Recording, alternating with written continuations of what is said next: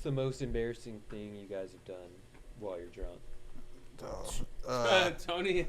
I fucking pissed on somebody's couch. Like, not like I pissed my pants. Like I got up and pissed on the couch. Pissed on their couch, dude. Fire that up. Not on duty. Not on duty. Not on duty. Man, you better fire this shit. I ain't no. Well, before we get too far into the episode, welcome back to another episode of ET Homegrown. ET Homegrown. It's been a minute, guys. A lot of shit's happened, but today we're welcomed by. Is your stage name your first and last name, or is it just Gavin? Yeah, it's just Gavin Howells. Yeah. Hell yeah! Welcome on, Gavin. I hope you guys enjoy it. Go tap in with him. He's performing all over, but mainly the places I see him is the Tacoma Comedy Club. He's also working there, so go tip your boy if you go there.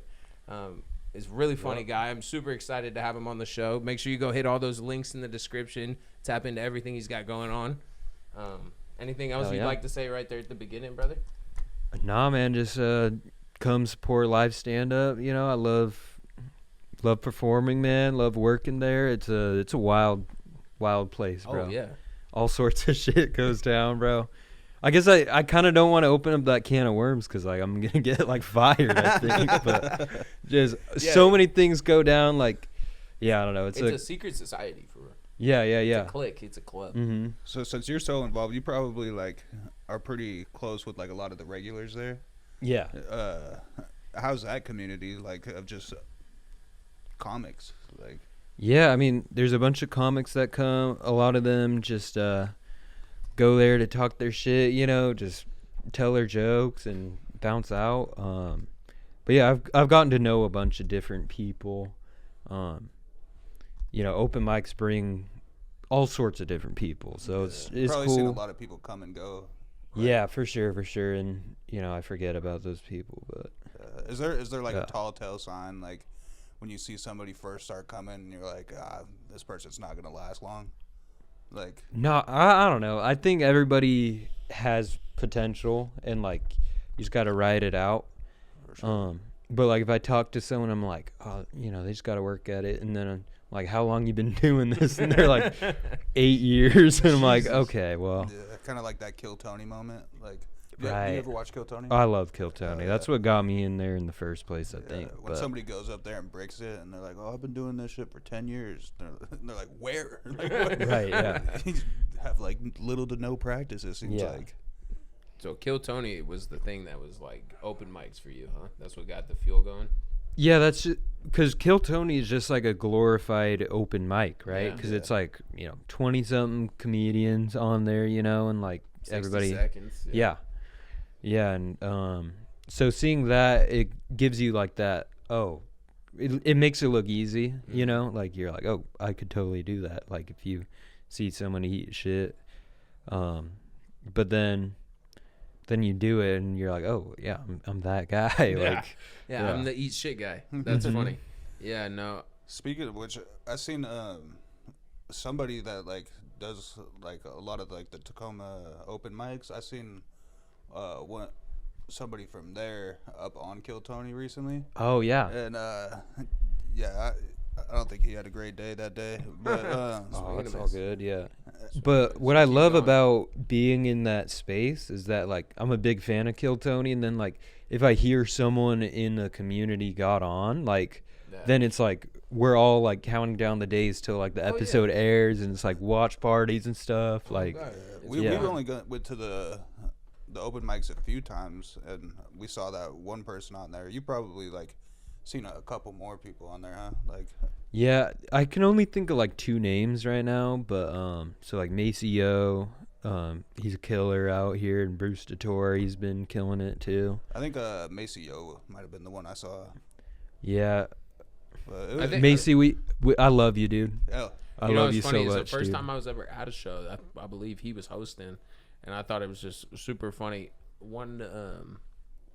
It's a cool way to get introduced to a comedy club, because when I first went, it was because I had always been a fan of Two Bears One Cave, the comedy podcasts Bad Friends, Flagrant, and things like that Tony has put me onto over the years. But it's I always enjoyed that side of it, because podcasting was always where I saw my head first for. Right. And So, and then like noticing these comedy podcasts, that's kind of like where your thing with Kill Tony was, where you're like, oh, I can do that. That was like same thing where I saw Two Bears, One Cave. I was like, bro, I could do that. I could do that with my brother. Yeah. And then like it didn't even click for like a year and a half that I was like, oh wait, maybe I missed the mark a little bit. Maybe I want to do stand up and like take this to push that, you know, because it is two different worlds for sure. Very different. But at the same time, it's hard to do a podcast and just be a podcaster. You know what I mean? Yeah. Because it's like you gotta have like, something to talk about. Yeah, or like true. You know, like this, like something to funnel the attention to. You know, like if I'm like, hey, come watch me, I'm a podcaster. They're like, oh, well, what do you do? And if I compare it to like, oh, I'm a comedian who has a podcast. Yeah. And then it's like, oh, okay, you're a funny guy. I'm sure that's gonna be funny. Yeah. And for some comedians, like it doesn't translate well. Like they do so great as a podcast host, and then like there's drop a name. Joe Rogan. Joe Rogan's stand-up isn't that great compared to his. Oh yeah, no. I think he's just like your dad's humor, not like your dad specifically, but like older generation. Yeah. Like I'm not real. I don't know. My favorite jokes are gay jokes, dude. Gay jokes make me laugh. It's sort of racial jokes. I love when they dance the line. I think it's such a beautiful art when you can just like dance it, just real good, especially with and like, really hit it without offending, but at all the same time, censoring over the last like few years, like, and then just seeing people be like, "Fuck the censoring." Like, this is a fucking joke, and I'm gonna tell it. Yeah, love to see that. Love to see it. The world is healing. Yeah. You know? Yeah. One fucking fat black kid at a time, you know? One fucking Jewish kid at a time. We're making fun of them all. Yeah. I wish there was more stereotypes for white people. I wish we had just more funny ones. Oh, there's some good ones. I'm sure there's plenty that like we don't hear. Like, but I'm saying they need to become forefront. Like we need to start saying them now. Yeah. You know? We got all the good ones for everyone else. Now we need just hit it hard. You know? We're the mayonnaise guys. You know? Cheese. Yeah. We're the mayonnaise incest guys. Yeah, we're the guys that can't grow proper facial hair, I think. So. No. I think black guys still have us beat all that. Yeah. Yeah. It comes in patchy there. But at the same time, that's a shout out Lonnie Williams. Hey, yeah. Shout out him. He's got the best Drake joke I've ever heard. I fucking love it every time. I'm not even going to tell you. You just got to go watch it. It's great. I've used it in my day-to-day. Have you really? Yeah. Stolen valor. Yeah, for sure. That's stolen valor. Well, you know, I'm not going up on stage or nothing. I'm just. Yeah, but fuck it, dude. Yeah. Do you think? He said, "Fuck it, dude." Do you think that'd be crazy if like a comedian like hears that you said their shit in a conversation and they're like, "Bro, you bite my shit, dude." He said that's for me to say, bro. Bro, that's crazy. You said that the biting my shit. One dude came up to us once, bro. We were at a rap concert. This was like within the last 2 years. Yeah, by the way, we were at a rap concert and my buddy was performing. And I was like yelling. I was like, "Hello!" I was like, while I was in the crowd, he's on the stage, and then he starts saying it on stage. He's like, "Hello!" like to the crowd and whatnot. And then after the show, this dude comes up to us and he's like, "Bro, why you biting my shit? You know that's what I do."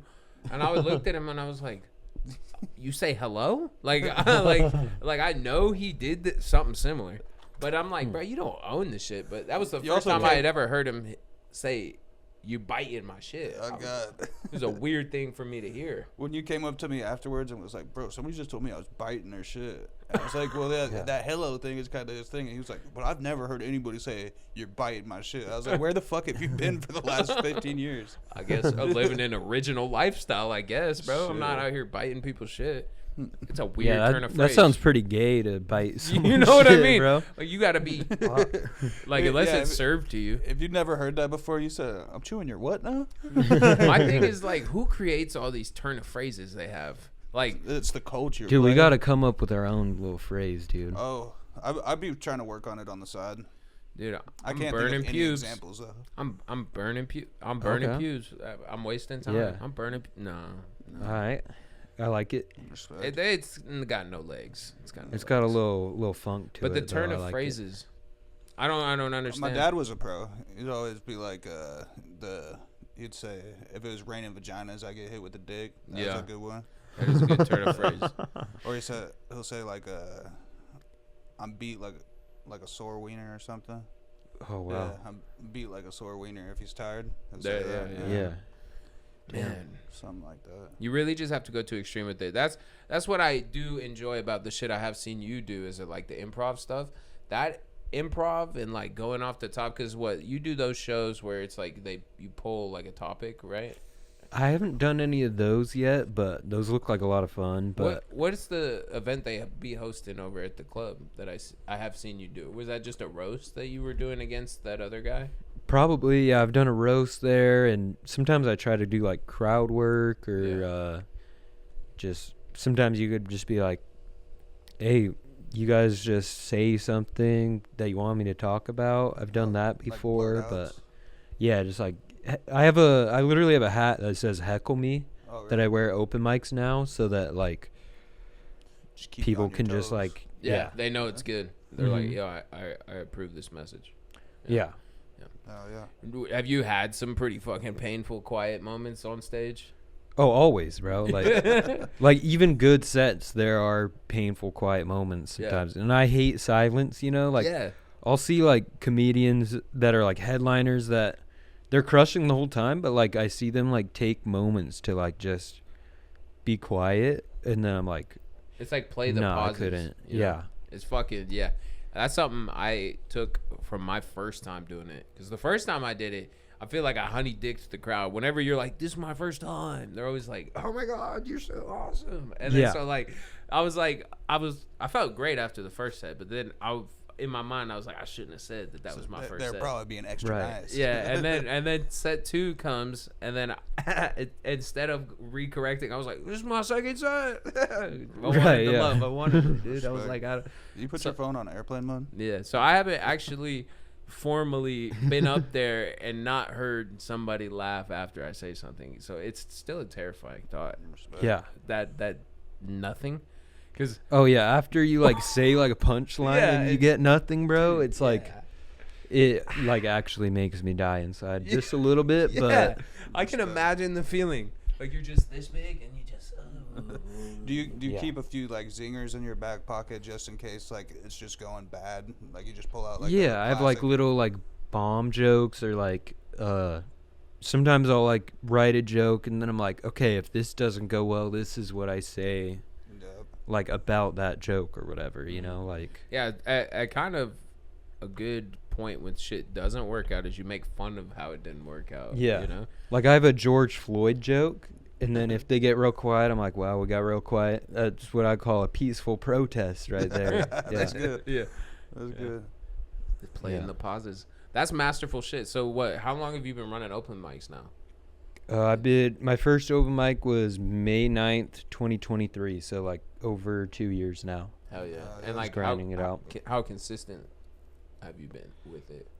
At first it was like probably once a week, maybe twice a week, but I've been doing it like 4 times a week for a solid 2 years. Yeah. So that first 3 months I was like figuring it out and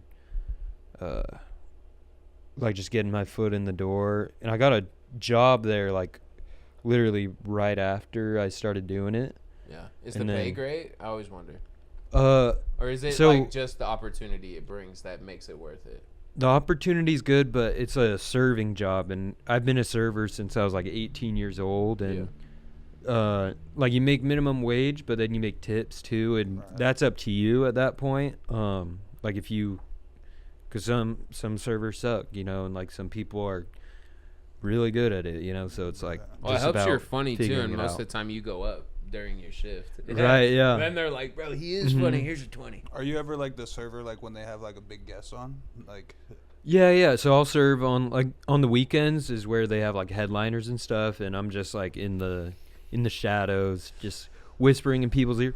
It's crazy, bro, cuz it's like but I'm so quiet all the time, so like I scare people sometimes, like where I just like go up, I'm like, hello, like I don't know. What would you like to drink? I'm weird about like touching people, so like I try to like kind of not like sneak up, but like get myself seen, and then it always scares them. Well, it's a dark place already. Right. You know, all the lights off, center of attention.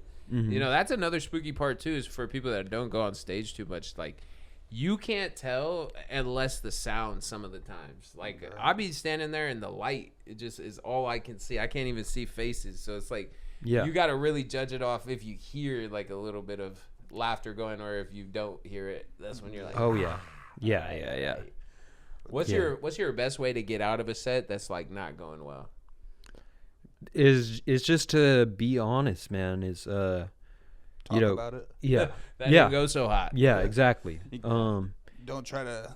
I'd imagine you probably just don't want to like try to oversave it. Like you gotta like acknowledge it. Yeah. Some people won't even say anything and they'll just tell their next joke, and I've done that plenty of times where you're like, okay, let's just get through these jokes. But no, if you're just like, take a second and like put your ego aside and be like, yo, okay, that fucking sucked, and like just talking about it, and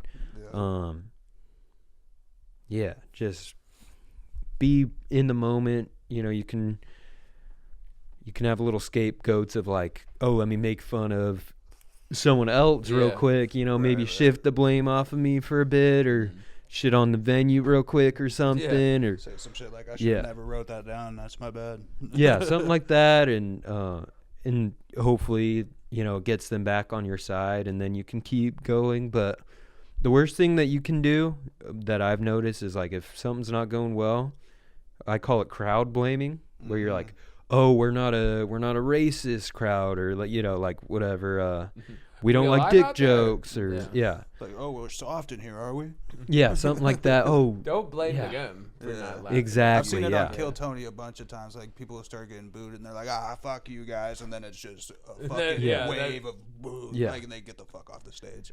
It's one thing to like, I like doing that if like they laugh at something that's self-deprecating, you know, where like they're already laughing, you're like, oh, fuck you guys, like in like a friendly way, you know, like, because you don't want to go, like, you can't bag on me, you know. Or you can like play it off a little bit, like you say something that you know is kind of funny, and then they laugh at it, and you're like, well, that wasn't supposed to be a joke. That's my pain. That's my pain. I live with it. You're laughing at it. It's okay. So you guys are not laughing at me, or you're not laughing with me, you're laughing at me.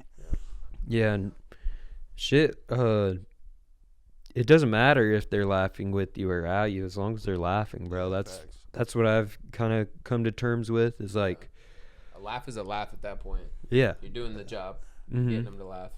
I see it that way too.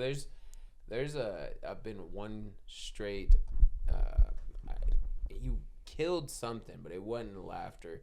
I saw him go up there and do a full 4 minutes of, like this, like, hi, and like you just, each one, but like you almost felt bad, like, and he just kept going.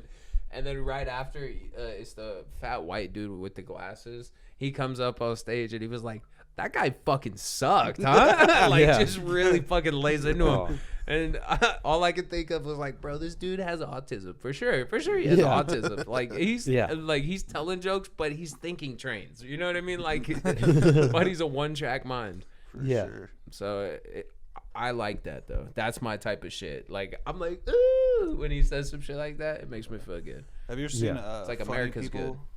The movie Funny People with Adam Sandler and Seth Rogen? I haven't seen that. Well, it's like in that movie, Adam Sandler is like a stand-up comedian, and like he's like an established stand-up comedian that's hella famous. And he comes back to like his local club or whatever, and like he just tells like super like depressing jokes. And then Seth Rogen, who in the movie he's like a newer comic, he gets up and he's like, so how about this guy? Like, what the fuck? He said, oh, did you hear that? I think bloke just shot himself in the face in the parking lot. Dude, it's just fucking dogging good. on him. It's fucking good. It's a good movie though. It's all about like stand-up comedy. That's dope. Check it out. I gotta check it out. Do you like comedic movies? Yeah, I like. Hey, shout out to Seth Rogen and Adam Sandler. Thanks for watching the pod. Those are my boys. I know y'all watching. Just wanted to give you your flowers. Check that. I'm one of y'all's. Yeah. I'm one of y'all's. I'm still waiting on that Venmo payment, but you're welcome for dinner, dude. Dog, you didn't get the Venmo payment? Yeah, I mean, just chill though. That shit was quick. The damn Jews, dude. I mean, you just do the and it's good. Mm-hmm. It's good. It's good money. Yeah. It's good money. Yeah. It's great money. Head injuries make you gay. That's something I found out today. Yeah, Ethan's fucking pro diving ass jumped headfirst into the ground earlier today. So if he's a little slower than usual. I actually feel very quick right now. I don't know. Might have knocked some You're sense fast into as you. fuck, boy. Yeah, bro. Call me Sonic.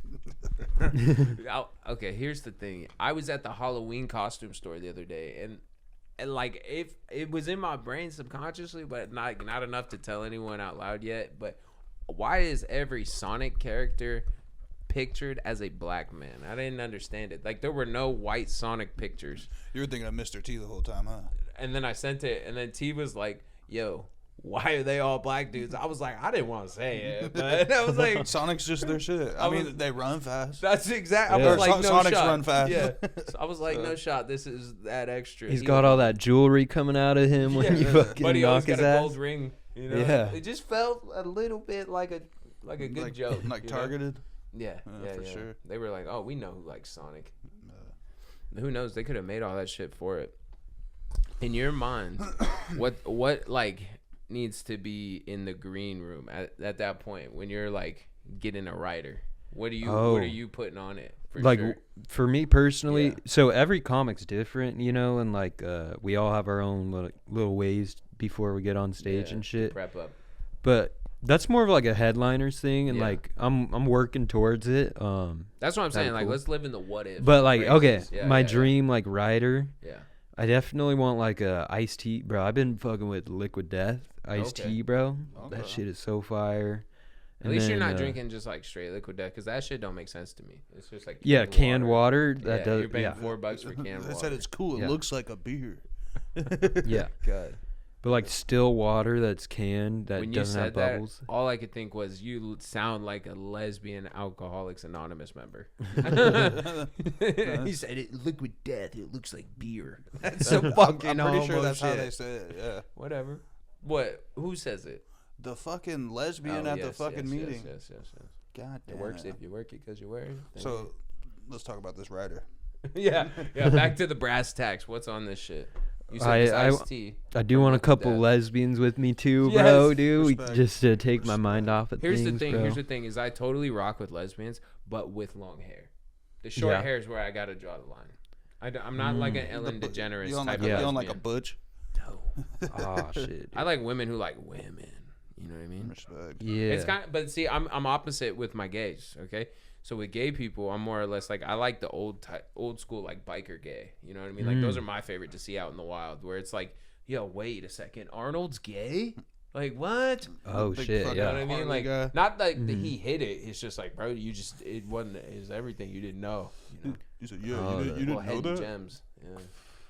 It's like the sleeper agents. You never know where they're at, so you gotta just say random words at all moments. It's like that one movie with Adam Sandler where he fakes his death. What's up with you? I don't know. What's up with that? They're like SpongeBob episodes, dude. I can We connect know them what- to everything. We know it's gonna be on your writer. Every Adam Sandler piece of material ever. Nah, you don't got enough time backstage for all that. Yeah. Tony will be the guy backstage just enjoying all the writers' perks while you're getting prepped and Yeah, bro. everything. Yeah, I'll get us a charcuterie board going, and Dog. I'll share Respect, some with you, bro. When did you yeah. get put onto the charcuterie? Oh, bro. Fucking when I was a kid, bro, Lunchables are just charcuterie boards, dude. Miniature ones. The crackers and oh, bro. New Year's Eve, bro, we would just get Ritz crackers and that spray cheese, bro. Bro, Come on, man. that's a New Year's Eve event thing? Oh yeah. Oh, wow. Break yeah. out the Okay. fucking China, dude. Are you kidding He me? said, get the Ritz and Chiz Whiz, bro. Yeah, bro. Come on. Okay, that's cool. I didn't know. You see him with the cheese whiz, you gotta be like, what's the celebration? Like, what is going on? Whenever, like, I grew up in a house with me and my mom, and we were both pretty unhealthily fat people growing up. And when we had a can of cheese whiz, it was in the house for that night. Yeah, it's gone. Yeah, Yeah. gone. I don't think it lasts very long. Like No, it's like 14 crackers. I've counted. yeah. So, it's like if you can eat that, which I can. So it's 14 like, crackers is not a lot, bro. You be stacking that cracker up, huh, bro? Oh, You you- can loading that you mean bitch with up, cheese? bro. I mean, you gotta do this. Little leaning tower of cheese, huh?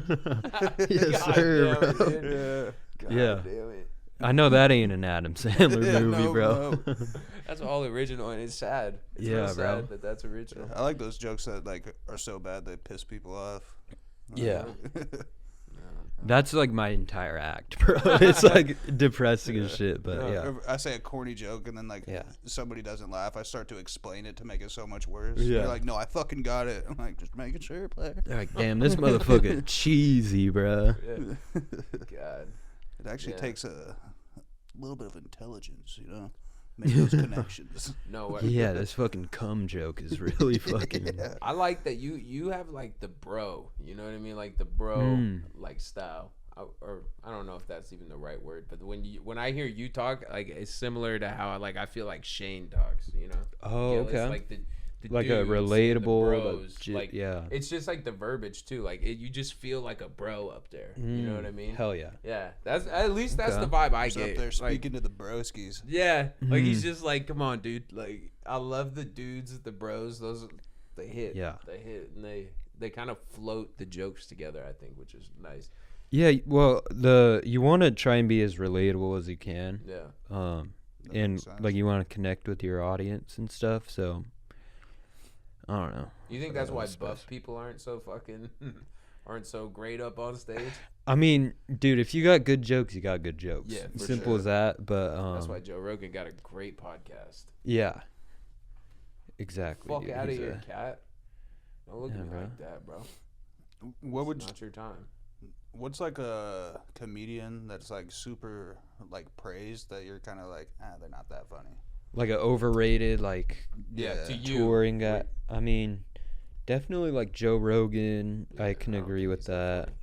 Well, he's great at what he does. Oh yeah. Outside of stand up, I'd say, dude, and low key like Theo Vaughn has my favorite podcast, bro. Right. But like I've seen like his Netflix special and his stand up and stuff. It's just not the same. Like even like his solo episodes on podcasts, it's like, dude, this guy's stream of thought is like so funny. It's like I don't know how it doesn't like translate. Right. You know? No, because I honestly feel that, especially with the Theo Vaughn. I just recently watched his Netflix special, and like I was thinking, like when you get to that level, right, when people are paying to come see you, you almost don't have to be as funny. Yeah, because like they're there to laugh. Yeah, they already want to laugh at what you're gonna say. Where it's like when I like, because there's like jokes he does where it's like there are complicated, well written like jokes, but then sometimes he just says something real stupid, and I think it's because of the crowd, because of everyone there, they want to laugh. It gets a laugh when maybe it wouldn't in like an open mic. Right. But then I've also heard that where it's like you can't necessarily take everything that happens at an open mic and think that's how the joke is gonna land every time, you know. 100%. Because I've noticed, I mean, even in the few open mics that I've done myself, I think I've done 4, that 93% of the room is waiting to go up, you know? Yeah, like, so for sure. It's like... That's why it's important to get everybody's attention first. Like, when you first hit the stage, like, I have, like, a formula of, like, how I try to do is, like, if I'm in a new venue, I'm going to try and make jokes about the stage itself or just what's happening, or try and listen to everything that's going on so you have context to say something up front. And just get the energy up to like reel in everybody and just get their attention. What was that one you were working on the other day? Which one?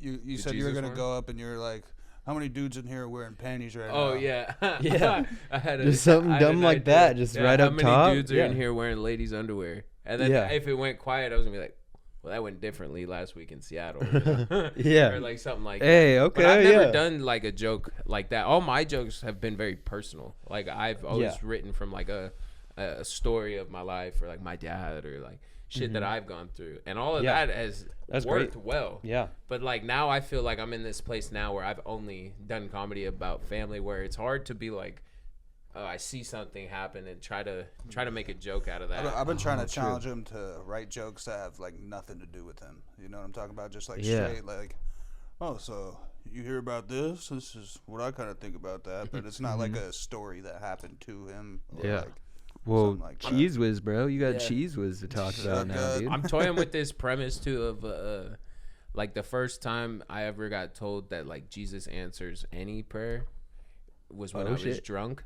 And so there I am. Like, but so you were like 13? Really, you gotta really sell the bit though on that, like the drunk stance and like you gotta really sell it, and then just at like the craziest shit you're asking for, you know, to Jesus. Hope like, hey, bro, and like for some reason every time I've tried it, I've just been given a dirty Mexican accent, like. Hey Jesus, please tell me this is a toilet and not a couch or something, dude. Yeah, fuck. Like send the strippers. Not the male ones again. That's pretty good. You know, like as long as they're wearing panties, we're good, dude. Fuck Seattle. Yeah. What is the pussy there smells like shit. Do you have a comic that like gets like a lot of hate that like in your head you're like I actually think like bro it's pretty fucking good. That's like the opposite. Like a of your legendary. Yeah, it's a flip flop. Okay, I was like, whoa, buddy's getting genical. That's amazing. Like that everybody thinks is overrated, but I actually think is pretty funny. Yeah. Shit, dude. Or maybe not everybody. Just like they receive a lot of hate, and you're like, I don't really get it. Like this motherfucker's funny. Chris D'Elia for me. A lot of people hate on Bert Kreischer, but I think his jokes are so well written. Yeah. I haven't really seen much of his stand up, but I don't know. I'm not a big fan of like the way he like in podcasts where he's just taking up the whole conversation and talking about nothing sometimes. Just talking over the people the whole time and shit. Yeah. I don't like to. He'll spend 20 minutes. Right. Yeah. No, I definitely dying laughing, and then be like, Yeah. He's like the opposite of what we were talking about earlier. Like, I think his podcasting is like subpar, but I like his fucking stand up a lot. Yeah. See, and he's kind of where I drew inspo from. Like when I went, like, damn, I want to do this. I'm gonna sign up and I'll create some jokes. It's like he tells a lot of stories about his daughters, his wife, his family. Yeah. And it's like, for me, those always make me laugh the most because, like you said, you're trying to be relatable. And, like, I have a daughter. I have a wife. You know? So it's like that type of shit always made me laugh. And so, like, that's where I try to pull, like, and my daddy, being a character that he was, fucking, you know, being in prison for as long as he was, you can make so many funny prison jokes with that. Yeah. And, like, that's why, like, the first joke I ever wrote I thought was so funny because it like encompassed all the things I like making fun of my dad, making fun of him for being gay and for being in jail. And so it was just a perfect little moment. And then when Pops passed recently, it's like I had a set to do that month, and like it's weird because me and my dad, like, that was my dad's dream too, was comedy, and he didn't get up on stage until he was 43. Like, it took him his whole life to figure out, like, that's what he wanted to do. And so, you know, we were going together and we would come to the clubs together. Even you would see him, and he was funny, man. Yeah, he was cool. He tried, and he really fucking wanted to do the damn shit. Character. Yeah, don't cry over there. No, you're the one fucking telling the sob story, player. Oh, dog, I'm just saying that coming back has felt like, at first I was like, damn it. It's just heavy, you know. It's heavy to come back because it's something we both loved a lot, and like I said, all my jokes are family oriented, so it's like, I haven't told that joke since he's been passed, so it's like it's a weird line that I'm trying to even just create a bunch of new shit and kind of shelf that stuff for now, and see what time does to it. And there's got to be a way to like make a joke about it without it, like thinking about like trying to put a joke about that together though. It's like hard to start off without like trying to make it like a sob story. Like you go on stage like, so my dad just passed, and everybody's gonna have that initial like, right. And you don't gotta hit him with the I joined a new club, the Dead Dad Club. You know, like, anybody in here? Yeah, make some noise. Yeah, but it's like, it's easy to do. It's not like, I don't know. There's also the fear though. For me personally, I've never bombed like crazy, like where it's been crickets, because I always had somebody at least make some noise. Your time's coming, right? I know it's coming, and I'm fearful for it. But I know at that moment I'm gonna look at Gavin, and he's gonna look at me. He's gonna be like, "Get the fuck off the stage." Nah, bro, you like, no, you just gotta learn shit. to love it, dude. Yeah. You just gotta live in it, and it's not as bad as you think, bro. No. Like 4 minutes is a long time though. I've been trying to tell It's him. a long fucking like. Tell I me, bombed for 15 minutes, bro. Like, yeah, it's rough. on like a paid weekend show at the club. Like When you said where I work, Yeah. I bombed, yeah, and then Yeah. went back to work. yeah, it's tough, man. But yeah, bro, just keep coming out there, dude. coming. Live out the legacy, bro. He's gonna be proud, bro. Hey, Yeah, you know, like all you I could need is like always 100 tell. fucking dedicated fans in each state, and you could live Yeah. pretty well. yeah, Bruh. That's it. That's it. That's the dream, man. To do this entertainment shit full time. And I think you should start a podcast. I think that would be lit. We were talking a little bit off mic, but podcasting, man, is just so much fun. You get to have a new person, or like him and I, we do it just us a lot of the time too. It's just a good way to reconnect. And like now that I told you I was clipping, I'm going back and I'm watching all these old ones, and there's so much shit that I just don't like. right. I'm just like, Hey, but that shows that you've like grown too. Yeah. You know. For sure. yeah. But I like to see where it's going now, and the comedy shit is just a really cool place to be in. Yeah. You said 2 years doing comedy. What was that first initial click where you got to the club? Was it a friend took you? You saw Oh. like an open mic night? Like what? What like, got you there? Yeah. So I always wanted to do it. Like I'm always cracking jokes when I was a kid. Like just throughout my life, I'm always trying to make people laugh and stuff.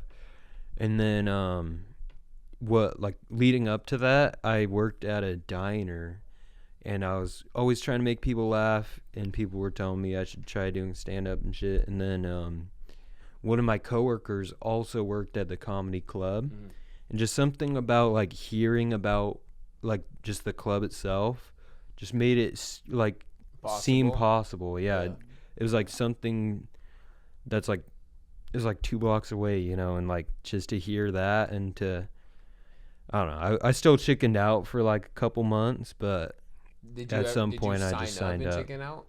No, just like it was in the back of my mind the whole time, and like I was like, we're gonna try it at some point, but then I finally started like writing jokes, and then I was like, okay, now I'm gonna fucking do it. How many jokes did you write before you were like comfortable to go up? I probably had like 10 minutes worth of stuff. Yeah. And this is crazy, bro. I haven't told nobody this, but the first time I ever did stand up was in a living room just in front of my family. Like my whole family, like I have a huge family. It was like, I feel like that's pretty high pressure, you know, like especially talking about that shit. You suck first. Yeah. Those people. But my family's so cool, and like they were so supportive that it was chill. Do you find that your jokes hit harder in front of people that don't already know you compared to like when you try to tell them to like people that do know you? No, if people know me, I feel like it's so much easier. Like, because I work at the open mics at the 6th Ave Club, like I feel like I automatically get like them on my side or whatever, you know, like You're the like already likability factor is already there. Yeah. So you're just in there grinding. He's grinding. He's got all the little crooks and crannies. He's like, they see me first. I'm out here doing jokes. Well, that's just as like say that like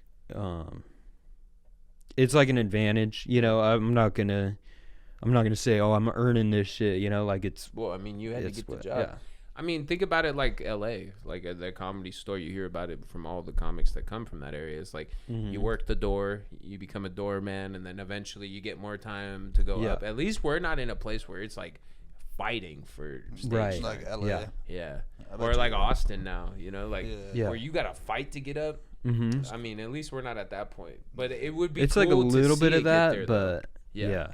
But there are just so many opportunities, man. Like I did 11 shows, like just spots this week. Like run us through them. Were you saying the same jokes at each one, or were you kind of switching up deliveries, testing? What was the goal in mind with these 11 sets? Yeah, so a couple of them were like competitions or like shows. So like if it's high stakes, then I'm doing my favorite stuff. So I'm gonna do the same set for that. But like open mics and stuff, I was like trying new jokes. Yeah.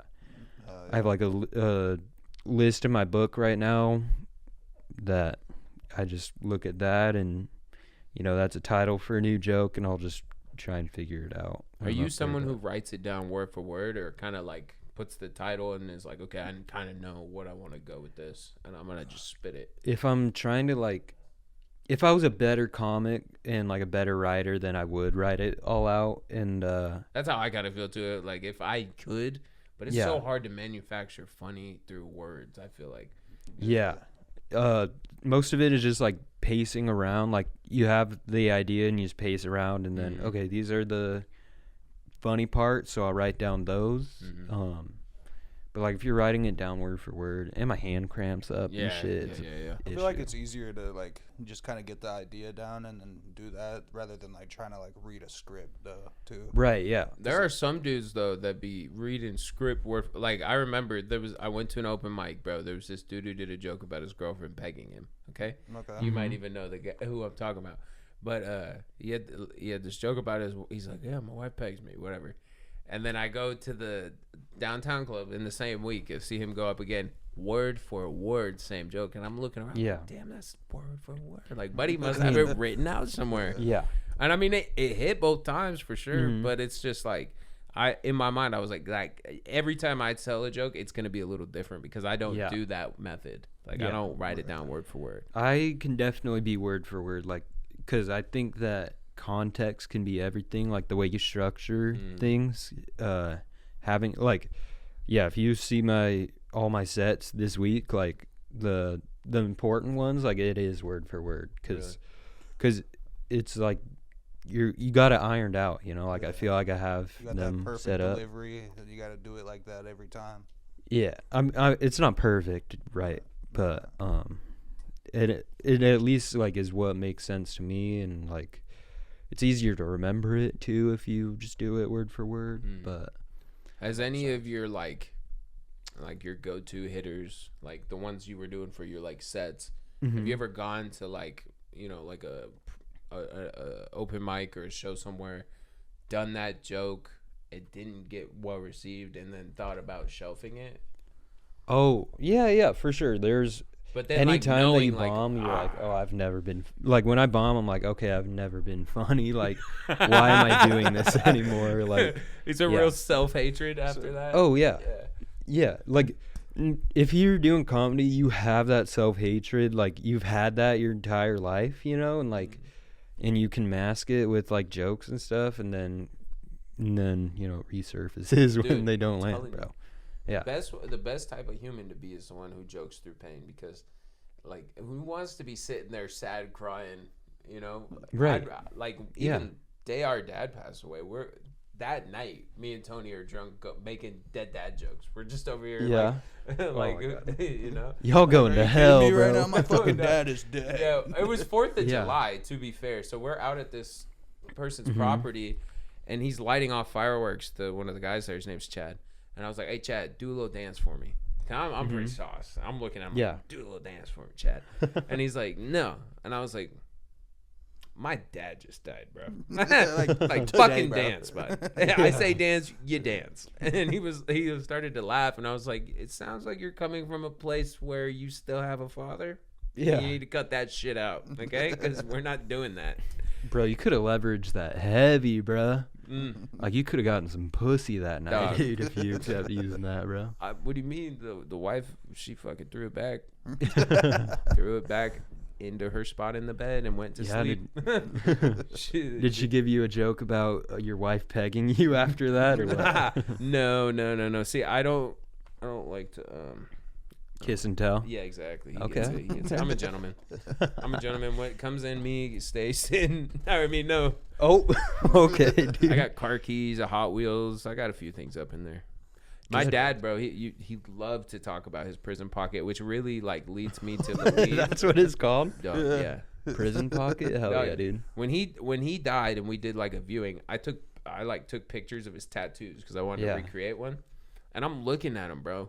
And I'm like, how did they make a tattoo crayon Like, this shit is so terrible. And then all I could think of was like, oh, the motor to this thing was up his ass. That's yeah, why. Bro. Yeah. They got a keister everything. Bro. Everything. Could you imagine? Dude, a tattoo needle or something, bro? Fuck that, dude. Fuck it. Nope, I wouldn't do it. I just... No. You gotta hide that one like under the skin or something and just fucking pull it out. And do you know what's so crazy? Yeah. I imagine. I don't know. I never asked about it. Do you know that so like a good idea, so Pops I believe was you. only ever in there for like a year and a half. It's like, bro, you couldn't wait to get a damn tattoo. like that's where it's like, bro, you're in it for the love of the game at that point. Like you want to shove shit in your ass. He just wants to be able to say, "Oh yeah, I got this in Walla Walla." Yes, bro. I guess. It's disgusting. It's a sick lifestyle. Have any of you guys ever been to jail? No. I came close. I started reading a lot, just to prepare. You know, I really thought I was gonna go to jail. That when I was younger, I got jumped by an ex-girlfriend's new boyfriend and his friends, right? And so I fucking, made moves to get the two bitches set back up so that we could get our get back. Okay. We end up getting the get back, right, on the boyfriend that set me up, and we shoved the girlfriend out the way. Yeah. And we stole all their shit because they were homeless at the time. And we had a buddy fucking hit him up. Bro, and was like, you can come live at our house. You know your dad. I'm just gonna say this. You know you're down bad when your girlfriend leaves you for a homeless guy, dude. Hey, fuck off, okay? She didn't like me, bro, because I liked my wife still. Yeah. Yeah. I was a heart taker. But no, she smoked crack anyway, I found out. So it's who really leveled up? You know? Yeah. I even stole the bitch's purse. Come on. All right, hell yeah. You're homeless and you get fucking jumped and all your shit is stolen. All you got left to do is smoke crack. Yeah. You know what I mean? Facts. You sent her down that path. Facts. But I don't. Hey, give me some, bro. Fucking hell yeah, dude. Yeah, I killed the bitch. She's gone. She's not dead. I don't think. She's dead to you though. No, you know what's funny is I saw her later in life because she's the one. She hit me up, was like, "Hey, I need to chat X, Y, and Z." I was like, "Sure, we could chat. I get some time later." I had taken 2 tabs of acid, waited an hour, messaged her, was like, "Hey, I got some time to chat. Let's chat." She met up with me. That's when all that bullshit gets down. So I'm like tripping balls as I'm trying to fucking get away from this bullshit happening. Damn. But I almost went to jail because we got him back. He went to the police almost instantly. And then the police reached out to me, and then I was the only one they could find out of the 8 people that were supposedly involved. And shout out, you just name all of them. Yeah, shout out the just put the beeps. Me? So I was actually wearing a GoPro. Yeah, no, dude. These Bigfoot videos, bro. If I could have had that set up, bro, I'd be like, me and the gang are beating Downsy right here. Yeah, but almost went to jail. On Kick, dude. They tried to fucking they tried to give me robbery 2 because I stole her purse, but they couldn't prove it. So robbery 2 is equivalent to robbing a bank. Oh, it's crazy. Wow. Because she had legal documents in her purse. I'm not a bad guy. This chick's a bad bitch. Okay, she had fucking bloody panties rolled up in a medical glove in her purse. Who does that? Who just does that? Whoa. Yeah, bloody panties. Yeah. Wow. Fucking Dorothy. No, all I can imagine is she was on her period or something, right? Hit some crack. Didn't realize. Huh? It smoked some crack. It was in the mix. Had to be. Why else would you do that? Yeah. If you just spontaneously bled from your area, you're not gonna keep those underwear. Why put it in a rubber glove? Yeah. No, she wanted to keep the underwear. She could have just thrown it away, but she wanted to keep it, and she's like, at least I have a glove on me somehow. I don't know where she got the glove. That's what's. I don't know, but I tell you what, I had my homegirls digging through the purse, just going through it. It took them an hour and a half to find $100 in it. I was like, for real. They found that in the first 3 minutes and was passing around do we tell them? Yeah. And an hour and a half later, their conscience came in. Yeah, they were like, you know what, we should. But yeah. What about you, Tone? What was the most trouble you've been in? Moment. Now, don't let him fool you. Trouble? His real name's Clarence. Right before my dad passed away, his mom and my dad lived together in one house. Buddy had perfect life right there at the end. There's 3 people in a 1-bedroom apartment. It was fucking wonderful for him. But the closest I ever got, I used to sell like weed back in the day, and one time we're like 25 people deep at the beach on like 420. Like we just walked up with a group and found another group, and like apparently everybody we knew was at that fucking beach this day. Yeah, like 30 heads lined on the beach. Yeah, and we're just in a huge circle smoking Yeah. weed, like we own the world. And then the fucking the park rangers come up, and they're like, "All right, so we're gonna have to start searching bags and shit." I was like, "No fucking way!" Like, They also were like, "Hey, we need you all to stay here until the cops get here." In Washington? Yeah, like in every area we Where were it just was at like the legal beach. and shit? Yeah. But we were 16. this is probably like Yeah. the closest I got to getting caught for selling weed, besides like doing it at school. Like when I got caught at school, like it wasn't even a question like if they're gonna call the cops or nothing. Like I wasn't worried about that.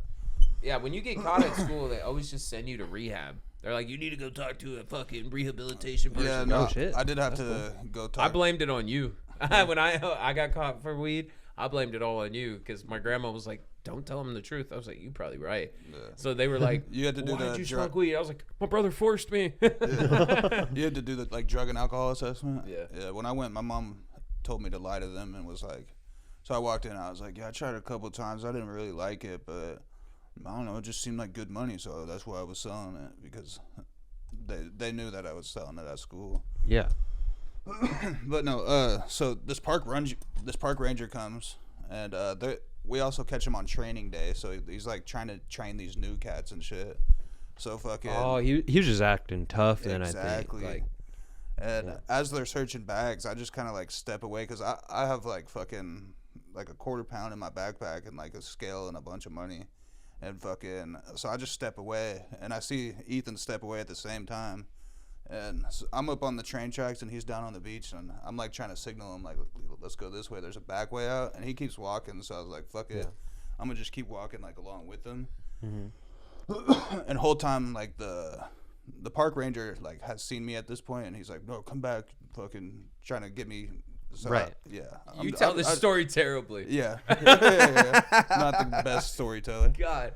Yeah, no, it was good. But You made it out. yeah, I pretty much. so you guys just slipped away No, like, yeah. while he was talking to everybody Well, else? they caught me like. They caught him. They didn't catch me. Yeah, they fucking start putting me in handcuffs, and Ethan just walks What? right past like he doesn't know me. I was like, Okay, all so right. now let me Good tell you move, from good my move. perspective, okay? Here we are. 30 people are lined up on a fucking log sitting down while the park rangers are saying, "Okay, I'm going to have to check you guys one by one. Is anyone here 21?" No one's 21. Wow. So he was, because the cop was like, "If someone here is 21, we can say the weed's theirs and it'll be no problem." And we were like, "That's awesome." We look around the line and we're like, "Oh fuck, no So one's I'm pretty 21. sure Jim turns 21 in a few months. yeah. And so no one was 21. So he was like, "All right, you all have to sit down." So everyone's sitting down, and then a few people like go to the officer that's standing there, and they're like, "Can I like go first? I don't have anything. Can you check me?" And then when that's happening, Tony is up on like he's like looking at me. He's like eyeing me, and I'm eyeing Tony. But I had 2 ounces in my hoodie pocket. Tony had a backpack on with a few ounces and some weed in it, but I had 2 like right in my hoodie pocket. And so were you guys the ones carrying? Like, Yeah. everybody else was I mean, pretty much other good? people Or? probably had some, but Yeah. like We were after carrying I the s- big amounts. Yeah. after we, or they didn't notice him walking away, but they were trying to get me to fucking stop walking away, and they pretty much stopped searching everybody just to fucking pay attention to me. So I'm pretty sure I got everybody out of that. He did Nice. distract. But when they were walking away, that's when I turned around because I was like, I have 2 ounces. I don't know how the fuck I'm going to get out of this. So I literally, people are walking up to him. They're like, "Hey, can I check?" And I just throw my hood on, turn around, and just start slow walking. And this is after Nice. Tony had like made a bunch of eye contact with me. And then I looked at him. I was like, and I turned around and I just started slow walking. Like I'm Nice. like heading off the beach, right? And then that's when I look back and Tony is now up on top of the train tracks, like doing a little jog towards me, like, "Yo!" And I look at him and I'm just like, "Nope." I didn't want to leave him there, but I had this back route. We could have got out so easy. Look, and then But like I we're kept going walking. in his direction. That's when they get him, and I turn around and I was like, "Oh fuck!" So I just keep walking. I don't hear nothing. No, Yep. "Hey, you!" Nothing. I just keep going. And then I'm walking by 2 people sitting on the ground, and they're like, "What's going on over there?" I was like, "A bunch of kids smoking weed or something. I'm not too sure." And then I reached into my pocket. I was like, but they didn't get these though. And then the people were laughing. They were like, "You're stupid." I know, yeah, it was super funny. And it was so funny. We had a friend named Arnold in high school, but we called him Barnold. And so people were, or I told those people, I was like, if anyone asks, tell them you saw a man named Barnold walk that way. Oh shit. Yeah. It was fucking cool, man. 17 years old, getting away from the cops. So you got away, but what ended up happening to you? So they 3 days in San Quentin. Yeah. No, they just put me in cuffs and like we're like, why were you running? Like, you got a little bit of weed in your backpack? I was like, yeah, just a little bit of weed. Fucking. Just a little bit of weed. They Fold me, like, immediately. Sit on the back of the truck, and they're like, yeah, the police are on the way and shit. And then they open up my backpack, and they're like, a little bit of fucking weed. Like, what the fuck? You had what did you have, QP in there? Yeah. 4 ounces? Yeah, I'd probably around 4 ounces, and then like a little stack of money and a scale and shit, and like a box of bags. So they knew what I was trying to do. Yeah. He had to get his grandma to come get him from that sitch. You ever had grandma come save you from something? Nah, man, I was a good boy. Really? Yeah. Like no trouble. Not really, man. For real. I was too scared to never get got into suspended trouble, from school? Never got suspended from Never school. once. I was maybe like absent a couple times. Yeah. And I never got suspended. Never got in trouble for talking, disrupting. You were never disrupted. I was never in detention like middle or high school. I think like when I was in elementary school, I got in trouble for giving someone a purple nurple, dude. No shot. No, Yeah. You turned someone's titty purple? Mm-hmm. You know that lives in their mind forever. Yeah. Yeah. You don't forget the guy who made your nipples purple. Yeah. You don't. Yeah. Middle school was like my prime. Like, I was getting in so much trouble in middle school. Like, the That's your vice prime. principal, my fat ass dude, my vice principal was like, dude, you have a good week. Like, you don't fuck up on your contract. I don't see you in my office. End of the week, I'll buy you a fucking milkshake from Jack in the Box. I never got the fucking milkshake, dude. Really? Yeah. You held up your end of the bargain and everything too? No, I couldn't hold up my end. He said I couldn't give the bloke a week, bro. I couldn't do it. I was But to be targeted fair, by these like teachers, dude. Yeah. And what's he trying to do, bro? It's a Jack in the Box milkshake. Like if he had a steeper fucking. I'm not gonna lie. He said that. I'm like, so now we're talking. Like, you want me to have one good week? That's it. That's it? I can do it. I'll probably do it. Yeah, no, I had similar things in my middle school, but it was like, they were like, if you go one good week, we'll get you something, right? And then I'd be like, oh, for fucking sure I can do that, right? And then this cunt of a lady, Miss Stansberry, would just open her goddamn mouth. And every time. I got in trouble so much in this lady's class that they made me my own pass.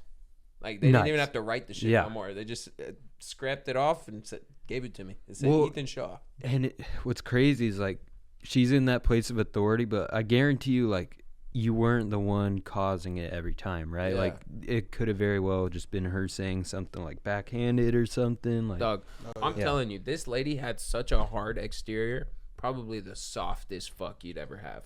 Yeah. Yeah. Probably, like, the most wet noodle of a fuck you'd ever have, but the hardest extremities. Like, the bitch had, like, it looked like her titties were made of iron. Like, she had rock hard boobs. And, like, that's saying something. I'm a boob guy. I was staring. Yeah. She's actually the person I gave a purple nurple to. So. Fuck, bro. World ties together. Miss Stansberry, more like Miss Purple Nerp. Yep. You never had a fucking hot little crush on a teacher?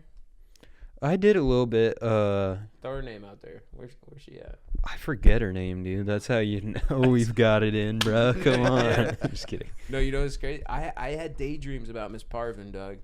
Oh, shit, yeah. You want to give them iron titties a nice No. fucking... Miss Stansberry, I had daydreams of running over with my car. Yeah. That bitch could die. Yeah, you wanted to run a train over her? Yeah. There was one kid, bro. His dad was one of my teachers, and I hated him. And then I hated him. I did not like him. And then later in life, I found out his dad had cancer, and I like didn't know what to say to him. So I was just like, that sucks. Just like that though. Like I was just like, that sucks. Yeah. That's how you do it, man. Fuck you. Yeah. I mean, I don't feel bad when dicks get dicks, you know? Yeah. Yeah. It's good. It's good shit. So where are you going up next? Actually, I wanted to talk because you said that you were gearing up for something, and then you told me a little bit about the Nate Jackson.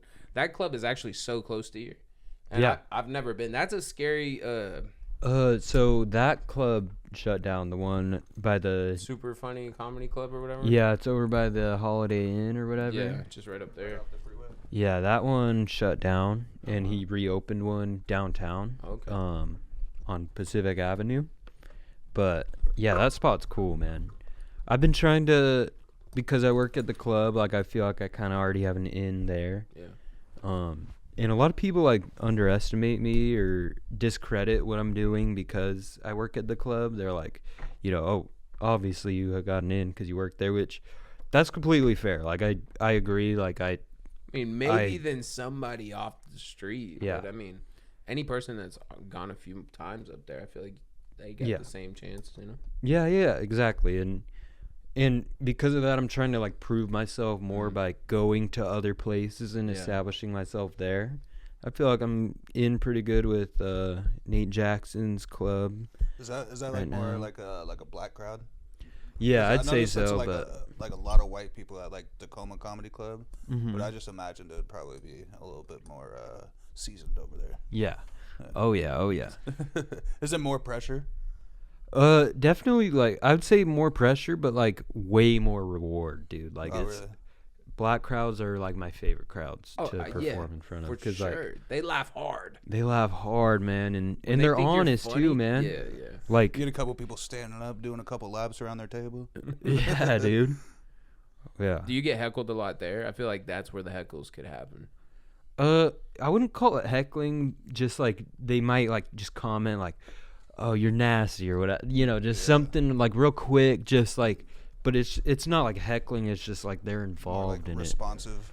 it. And I love something like that. Yeah, something like that is great. Like I'd rather that over like being quiet or keeping to yourself. So I mean, just based off like I'll say like pro comics. Mm-hmm. Sometimes those moments can make the whole special shows, you know what I mean? Like those little someone saying something and then you reacting to it. Yeah. And then now you've got something you can call back on the rest of the show. Yeah. As somebody like who's watching, like that's impressive to see too, because it's not scripted. Like right. Yeah. They're just kind of going off. Mm-hmm. That's when you like. I really like to enjoy. I enjoy to see someone do what they're really fucking good at. You know what I mean? Like I like to see a master class in their element. And absolutely. Like that, like even now, I may watch something on Netflix or a special somewhere, and I may not laugh at 85% of what's said, but I will still go like that was a great set. That was a great everything about that was perfect. But I didn't laugh because I have a studying mindset to it. Yeah, you got a different lens on it where it's like, fuck, how did he fucking bring it back? Or like, how did they like bring that to this? It's just this whole hour. That's where connected to each other. That's where like you were saying, Bert Kreischer. Yeah. Like that's where you could like really appreciate like that type, because it's like you may not laugh at every single joke, but the way that it is done, it's like, and especially for him, he puts on this whole I'm fucking stupid fat, I'm slow, Yeah. And then like when you actually like listen to his comedy, it's very dialed in. Yeah. And you think about like how long did it take him to fucking write that? You know what I mean? Right. I feel like at a point though, once you have motion, you're funny, the confidence is there. Even a bad set isn't bad for you anymore because you're like, bro, just fucking shake it off, Yep. Like at that point, I feel like it almost like, I don't want to say gets easy, but like then it really just becomes on like the door. You're just waiting on the door. Like everything's like, you got the formula. Now you just need the opportunity to strike. Once you get in that flow state. Yeah. And I personally think any person could get good at it and do it. I don't think I don't think it's something where it's like, oh, you got to be born with it. I think it's a 10,000 hours thing where it's like you spend 10,000 hours up on stage, you're going to have an idea, a presence, Well, yeah, if you have the right mindset, I think too, because some people aren't approaching it the right way and stuff, which is fine. But earlier, 8 years and you're fucking right, that's what you're given. Yeah. Which I don't have anyone like in mind, but it's out there. Like there's plenty of that out there. You see it on Kill Tony and shit like that. But I mean, even people breaking on that show, like the pressure's got to be immense. Like, it all depends on how Tony's feeling that day too. True, dude. He has such an influence on just how the show will go. Like you'll hear like good jokes being said, and like if he's just not really fucking with it, it's downhill. You hear a good set, and it turns to him. He's like, "Nice shirt, asshole." You're like, "Oh fuck, here we go." It's like, what's wrong with this guy? Yeah. I'll tell you what though. Like gearing up to the first set I did at Tacoma Comedy Club, I started watching Hella Kill Tony, and kind of like you, I was like, oh, a minute, I could do that. That doesn't seem too hard. And then I got up for my first set, and it's 4 minutes over at Tacoma Comedy Club, and like I'm sitting there telling my jokes, and I look up, and I'm like, it's not even blinking yet. You know what I mean? Like it's like 4 minutes is long. Yeah. Like that's like, and then like even just that one experience. An hour, like an hour, and I used to think too, because like I had seen a few comedy shows before, like I would say again, pro comics like Tom Segura. I saw him live, and like the way that they do it is like you get an hour, right, and you just want more. You're like, fuck, why is it only an hour? Like this feels like I should get like an hour and a half. Like a movie's 2 hours, you know what I mean? Yeah.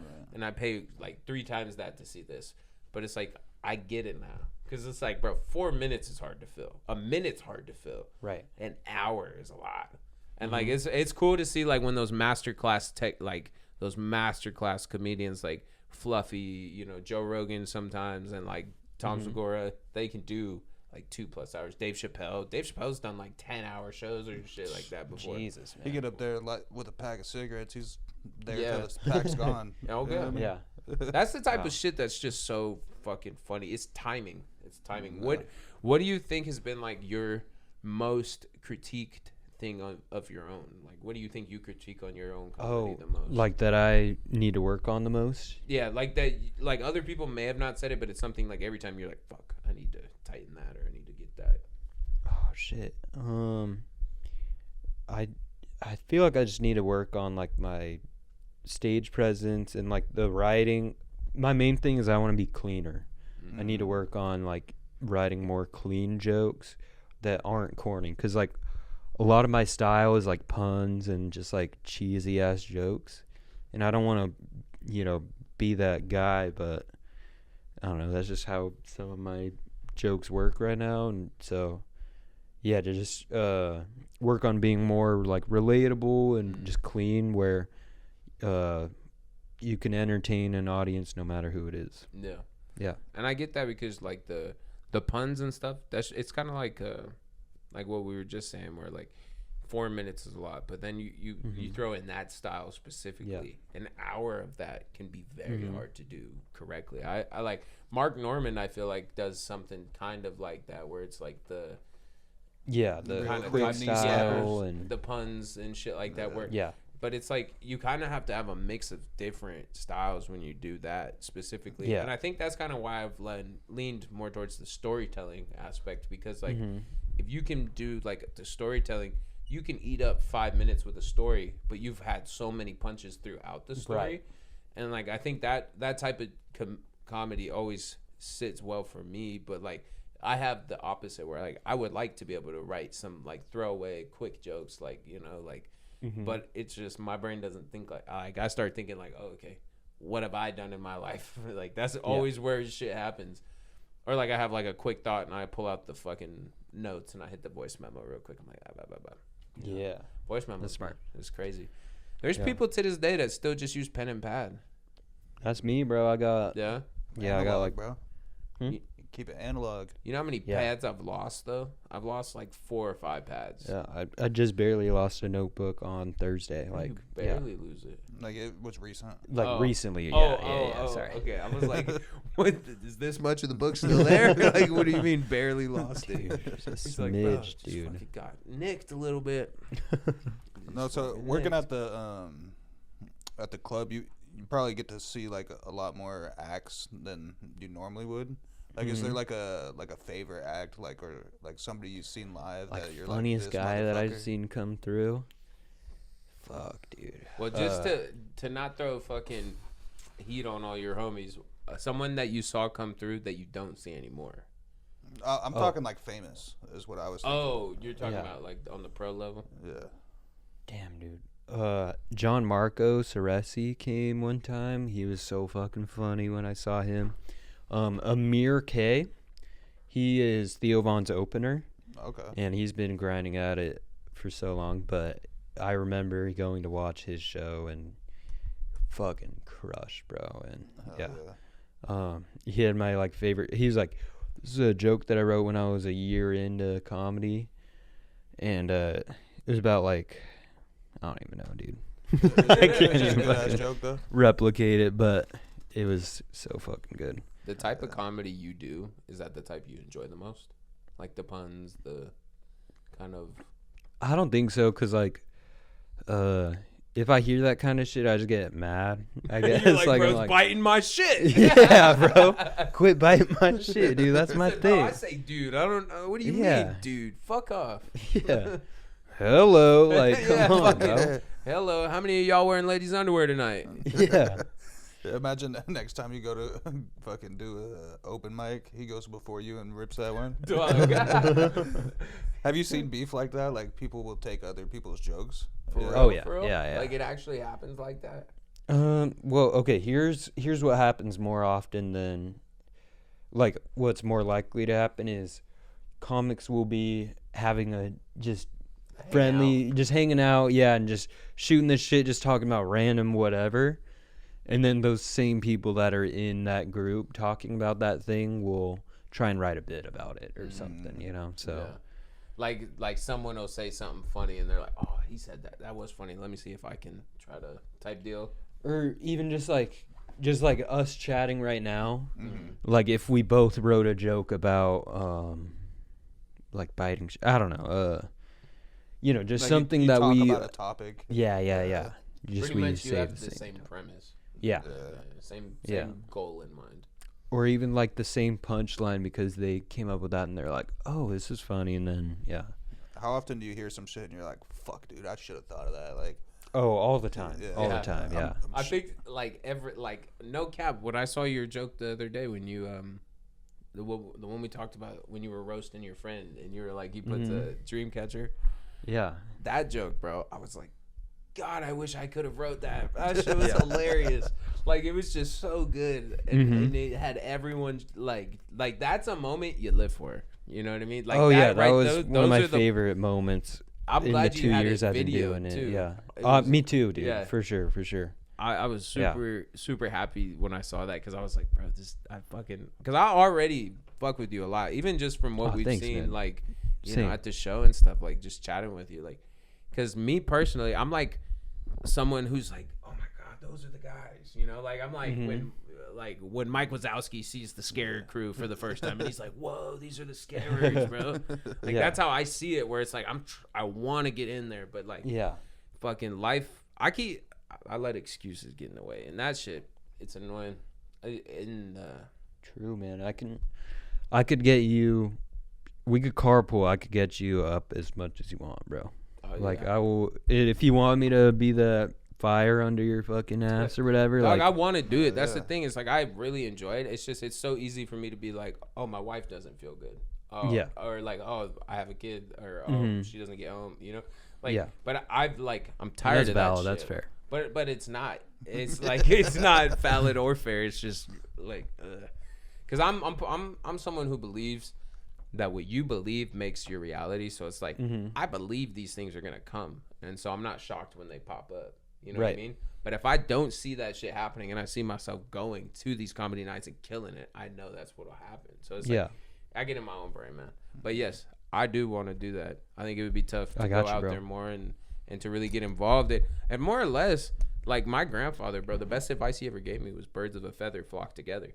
And like I see it now where like I told you, I'm like, oh, these are the scarers, but it's more or less like these are the people I need to be friends with. These are like the motherfuckers I need to start kicking it with. Yeah, I've been in the same situation where you want to have that respect for them and stuff, and like, you know, you put them on a pedestal, but we're all people at the end of the day, so just rubbing shoulders with them and stuff. Exactly, and it's like, you know, because then those 3 a.m. conversations, instead of being like, oh, you know, this video or this game or like, now you're like, oh, bro, but this would have hit harder if I did it this way. You know, then now you're workshopping, and now you're actually like working towards something. Yeah, and like that's been like the hard part too, especially with this like podcast too. Is like we don't know too many people that also podcast. But we know a lot of people who have supported this podcast and like always are like, oh, we love what you guys do. Like, it's so cool that you guys have the podcast and whatnot. And it's just, it's like, it's nice to have a band of brothers to do it with, you know, and like that scene and a community. I wish there were more like openly podcast Washington people like just like pulling up to places like, bro, we can go do some burnout somewhere. I'll bring the 3-wheeler. You know what I'm saying? Yeah. It's pedal powered, but we'll get it working. Hell yeah. Yeah. I love what you guys are doing, man. This is dope. Yeah. Thank you, brother. I love what you're doing. The jokes are fucking awesome. Like, the podcast and all of that it's brought in our lives. The coolest part is being able to like have that in to talk to someone like you or like, you know, people who do the creative lifestyle, you know. It's because those are my favorite type of conversations is people who want to do something or like are doing something, who believe in it, or like just very passionate people. They always make it for a good interview, but also a good conversation. Yeah, you know, and having just the 160 videos that we have, that's a lot of hours, and each one is like an hour long, so it's just a lot of hours of practice and bullshit. And that's passion and dedication right there, man. Like yeah. But I'll tell you what, this type of microphone talking, way different. And I mean, we've had a full studio of people, and we're doing the show, and there's just people watching us laughing live. Yeah. And that's different than like stand up. Yeah. Damn. Like, I mean, there is a little bit of a, like, you kind of just turn it on, like when you have a live audience or something, because it's like, you may fuck up, like even with the intro, because the intro is almost the same every time. You know, welcome to ET HomeGrown bullshit, but it's like you know the words and then you just start going, and it's like it's a cool feeling, but it is very different. You start fumbling over your words, you'll be like, all right, fucking let's restart that, cut that fucking out. Yeah. But can't do that on stage. Yeah, exactly, man. No, but pressure makes diamonds, baby. Oh yeah. Yeah, or it crushes it. So yeah, it either makes a diamond 100%. Or it breaks the fucking thing. So yeah. All right, man, but we are getting towards the end of the episode. There's a few questions that I like to ask towards the end. One is, since it's more comedy based right now, what's one stand-up set, like a special or even just a recording out there, that you think people should go see, that like really like you fuck with? And then one movie recommendation and one TV show recommendation, because we're very entertaining people here, so we like to keep them entertained. TV show, I gotta say, Always Sunny in Philadelphia. Oh yeah, that show's so fucking good. Or South Park. I feel like they're interchangeable. Like they're both, you know, talking on current events and just their own silly things that are like constantly evolving. I don't know how South Park's allowed to be alive still. I really don't. All the shit they've done, dude. It's tight. Yeah. When I just love the animated medium of it and everything too. Kind of takes the edge off maybe, but makes for like the riskier jokes are more okay because it's all animated and shit. It feels like. Yeah. And my favorite movie, I'd probably say like, dude, I like Disney movies for some reason, bro. I fucking love that shit. But like by yourself in a Snuggie popcorn, you're watching a Disney movie? Sometimes, bro. Shit. Not like, I don't really watch movies like that, but Are we talking like animated Disney or like Disney Channel movies? Like animated, bro. Disney Channel movies fucking suck, dude. I thought we were about to connect. I thought we were gonna touch fingers. I was gonna say, for real, bro, they are awesome. But okay, like different side of the coin. The acting, like, have you watched them recently? No, not. Yeah, I mean, like as a kid, the old ones I've watched recently, but I haven't watched like any of the new Disney Channel movies. Yeah, new shit is like hot garbage for sure. But like, Okay, maybe the nostalgia of the old stuff, but You're telling me like the Wizards of Waverly Place movie? I watched that recently. The acting's bad. The CGI is bad. Like he said, I don't know what you mean. The It's effects not are good. bad, dude. He said the plot's ass. Like it's a bad movie. Yeah. Yeah, they go on vacation and in their vacation's ruined, bro. Who wants that? Yeah. Stupid movie. You're right. Now that I'm seeing it, the plot holes are. I like the eminent. Scooby Doo movies, like the live action Fire. Scooby Doo. I don't think those are Disney though. Nah, Stolen Valor. shit. I feel like it's like it's in the close realm. enough. Yeah, Yeah. close enough. It might Yeah. be like Pixar or something. I don't know. I don't know who owns Scooby Doo. Yeah. Cartoon Network. So which Disney movie are you locking in on? It's a new one. It's called Soul. Oh yeah, no, I'm Yeah, familiar. it's like the jazz one, Yeah. bro, and it's Daughter like talking loves about that one. afterlife and shit, Yeah. bro. Oh, that shit had me crying at one point, bro. Like it's a good Yeah. ass movie, bro. Dog, yeah. Yeah. I was crying to this. He's a big film crier. Oh yeah. Yeah. It's weird, bro. It's weird. I get stoned even when I'm not high though. Like, dude, I was watching the new Superman yesterday on my phone at work because I'm a security guard, so I watch TV 95% of the time. And I was watching the new Superman. Wait, where at? What? Where am I? Security? It's for Birch Creek in Kent. Oh, okay. Yeah, it's an apartment complex. Rad. A bunch of tweakers. I'm Yeah. usually kicking out tweakers. If not, I'm watching TV. Nice. I've watched like are you familiar with One Piece?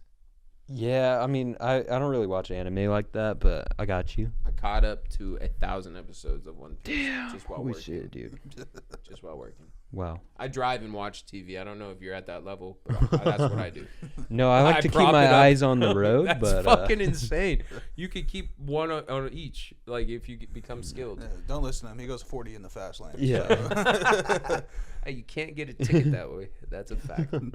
I just imagine you leave the subtitles on and it's Japanese, so you like have to be like actively watching the show to fucking know what's going on. No, I watch all my anime in English. Nice. I'm one of those weebs because I gotta be able to do shit too, you know. That's so valid. Yeah. Yeah, gotta be able to do things like Especially drive. when you're watching 1,000 fucking episodes. Yeah, I gotta be able to drive. I can't read the whole time. Yeah. But I'm not gonna lie. There's times where I've pulled off on the side of the road because some bullshit's happened in the show. I'm like, yo, hold on, what's going the fuck on here? Said they're killing my boy right now. Yeah, what the fuck is that? You got your hazards on. The Yeah. police officer's like, "Is everything okay?" You're like, "Check this shit out, Yeah, dude." bro. Have you seen One Piece? Ethan's Look at just this. in tears. Like, Yeah. no, it's not all right. I am in distress right now. Okay. He's like, can you help me? Yeah, He said they killed Baxter. They said, "Who's Baxter? Where is he at?" yeah. He's fucking gone, bro. Fantasia, bro. Yeah, but like no, like a prime example. Superman saved a child. That's it. That's all he did. And I'm over here. Good guys do it. Like I was just, and then I had the epiphany. I was like, I just like superheroes. I was like, I just like seeing good do good, man. I just like seeing them save the day. Just looking out the window, like that really resonated with me, bro. Yeah, oh God. Hey, do some good. Like the video, comment, subscribe. Go check out the descriptions. Favorite stand-up set? Favorite stand-up That's very set? important. Damn, it's gotta be Dave Chappelle. Killing Them Softly, I think. So Is that the one with Delilah? I don't fucking know. Actually, one of Dave Chappelle's things, bro. All of his shit has been, yeah. Yeah, I don't know which. Yeah, fucking. He's got a really good joke. He's like, "I'm gonna tell you the punchline right now." Oh yeah, punch her. in the Yeah, pussy. yeah. Sock So her I in kicked her in the pussy, Yeah, and then and that's his closer, That's bro. good joke Yeah. right Fuck there. it. Yeah, that's sure. the type of level that it would be. Like at that point, you're never broke again. Yeah, but it was a 10-minute joke. That's what's so beautiful to me is like I've written jokes backwards before, where I'm like, okay, this is the punchline. Let's turn this into something, you know, like. But it feels like it gets lost almost for me when I've tried to do that. Where it's like I've put too much now, and it's like it's too full. Where it's like it's not that funny. Yeah, Or it feels like it's trying too hard. Yeah, that's where you just try it on stage and get all of it out, and then you cut out record it and then listen back, cut out what's.